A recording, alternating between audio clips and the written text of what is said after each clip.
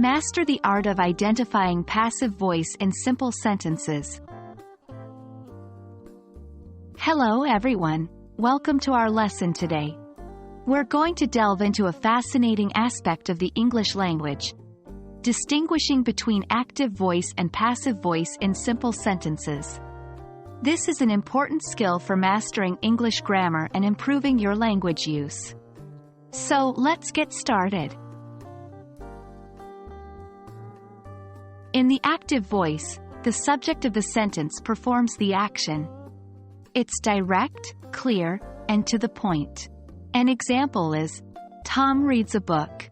Here, Tom is the subject, reads is the verb, and a book is the object.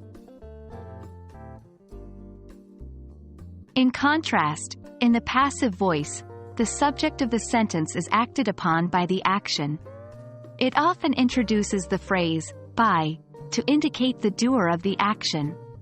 Let's take the earlier sentence and turn it into passive voice. A book is read by Tom.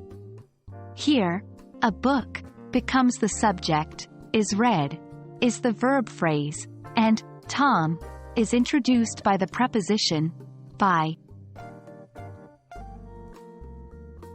Now that we know the basics, how do we distinguish between the two? Here are some tips. 1. Look at the subject. In an active sentence, the subject is the doer of the action. In a passive sentence, the subject is the receiver of the action. 2. Look for a by phrase.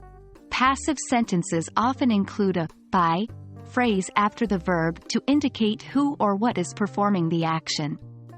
If there is a by phrase, it is likely passive voice. 3. Look at the verb. In a passive sentence, the verb usually comes in a form of be, verb, is, am, are, was, were, been, being, followed by a past participle. The best way to master this skill is through practice. Here are a few sentences for you to identify if they are in active or passive voice. 1. The cat chased the mouse. 2. The mouse was chased by the cat. 3. A delicious dinner was cooked by Chef John. 4. Chef John cooked a delicious dinner. Can you identify which are active and which are passive? And that's a wrap for today.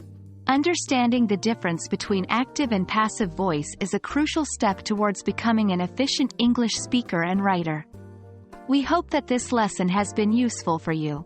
Keep practicing, and soon you will find it easier to identify and use the active and passive voice in English.